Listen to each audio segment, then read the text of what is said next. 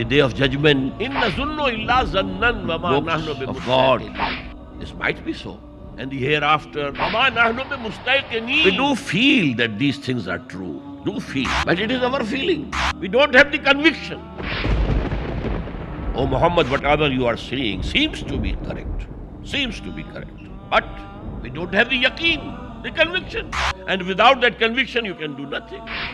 One is the attestation with tongue, and the other one is the attestation of your ruh, your spirit, your heart, that this is haqq, and it has come from the same source from which my ruh has come. Then you get conviction. أريد أفرح أريد أحيا أريد أفرح أريد أحيا أريد أحس بالدنيا أريد أحس بالدنيا أريد أعيش لو لحظة بلا هم وثلاسيميا. أعوذ بالله. To present his public talk in English on Duties of a True Momin, Dr. Israr Ahmed. نحمده ونصلي على رسوله الكريم. أما بعد فقد قال الله تبارك وتعالى كما ورد في سورة النساء: يا أيها الذين آمنوا بالله ورسوله والكتاب الذي نزل على رسوله والكتاب الذي أنزل من قبل. وقال جل وعلا كما ورد في سورة البقرة: يا أيها الناس اعبدوا ربكم الذي خلقكم والذين من قبلكم لعلكم تتقون. وقال عز وجل كما ورد في نفس السورة: وكذلك جعلناكم أمة وسطا لتكونوا شهداء على الناس ويكون الرسول عليكم شهيدا. وقال جل وعلا كما ورد في سورة الشورى: شرع لكم من الدين ما وصى به نوحا والذي أوحينا إليك وما وصينا به إبراهيم وموسى وعيسى أن أقيموا الدين ولا تتفرقوا فيه. صدق الله العظيم. وعن الحارث الأشعري رضي الله تعالى عنه قال: قال رسول الله صلى الله عليه وسلم: إني آمركم بخمس. وفي رواية: الله أمرني بهن: بالجماعة والسمع والطاعة والهجرة والجهاد في سبيل الله. رواه الإمام أحمد والإمام الترمذي رحمهما الله. رب اشرح لي صدري ويسر لي أمري واحلل عقدة من لساني يفقهوا قولي. اللهم ربنا ألهمنا رشدنا وأعذنا من شرور أنفسنا. اللهم أرنا الحق حقا وارزقنا اتباعه وأرنا الباطل باطلا وارزقنا اجتنابه. اللهم ربنا اجعلنا من عبادك المخلصين. اللهم وفقنا أن نكون شهداء على الناس. اللهم وفقنا أن نقيم دينك المتين. اللهم وفقنا أن نهجر كل ما تكرهه. اللهم وفقنا أن نجاهد في سبيلك بأموالنا وأنفسنا. اللهم ارزقنا شهادة في سبيلك. آمين يا رب العالمين. Dear brothers and sisters and sons and daughters in Islam, and also the brothers and sisters and sons and daughters from Adam and Eve, may Allah bless you all. As you know, the topic of my speech or presentation this morning is a comprehensive view of the duties of a Muslim. As regards the importance of this subject, a simile or an example will suffice. Imagine you employ a person and you tell the employee, these are your 10 duties, you have to perform them daily. Now, by some accident, somehow, he forgets 7 duties and remembers only 3. So, although he might be very sincere, very hardworking, but all his performance will be regarding the 3 duties that he has remembered. Regarding the rest of the 7 duties, his performance will be 0, nil. So, in the eyes of the employer, will he be a successful employee? So, in the same way, if we don't know all the duties that Allah subhanahu wa ta'ala has put on our shoulders, and know only some of them, and we are performing them, fulfilling them with top sincerity and hard work, we are running the risk of being declared on the day of judgment as unsuccessful. Now, with this introduction of the subject, let me give you another example. You should have that in your mind. It will make my subject very easy to understand for you and very easy to explain by me. Imagine a 3-storied building. On the ground floor, there are only 4 pillars, nothing else. Today you have this, that the ground floor remains open for parking. 4 pillars are there. But we know underneath the pillars, there is the foundation. And this foundation also consists of 2 parts. The real foundation is underneath, below the ground level. It cannot be seen, it is invisible. But a part of it is above the ground level. We call it plinth. That is also a part of the foundation. Now on this foundation rests the 4 pillars. And then comes first roof.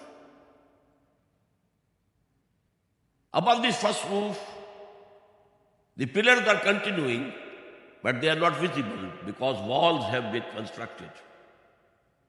But we know that the load of the other stories is being transmitted to the foundation through the same pillars. Then there is the second roof, and in the same way there is a third roof. Starting from below, the real foundation, below the ground level, invisible. Then the plinth, that is visible, part of the foundation. Then the 4 pillars, then the first roof, then the second roof, then the third. Now, who is a Muslim? Legally, a Muslim is one who testifies that there is no God except Allah. He is alone. Wahdahu la sharika lahu. There is none partner with him or equal to him. And then he accepts 4 pillars, 4 modes of worship: as-salah, az-zakah, as-sawm, al-hajj. He is a Muslim. Now, what are the duties of this Muslim? The first duty and the foremost duty and the most important duty, on which depend all the other duties, that is to have real iman, to have the real foundation of Iman in his heart. The Iman should reach the level of personal conviction, not only a verbal attestation. No. Verbal attestation makes you a Muslim. You are not a Momin. Until the real faith, the real belief reaches a level of conviction and enters your heart. So the first duty is, Ya ayyuhallazina amanu, aminu. Now these are two Iman. Ya ayyuhallazina amanu. Who are being addressed? Who claim to be Momins, who have passed the first test of verbal attestation, testimony. Ashhadu an la ilaha illallah wahdahu la sharika lah wa ashhadu anna Muhammadan abduhu wa rasuluh. But verbal testimony is something else and real conviction is something else. There is a world of difference between the two. Unless you have that real faith, the burning faith, the living faith, reaching the level of personal conviction,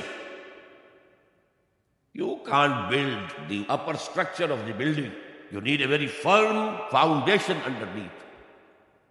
And just as the foundation is not visible, this real faith, this burning faith, this living faith, the faith to the level of conviction is invisible.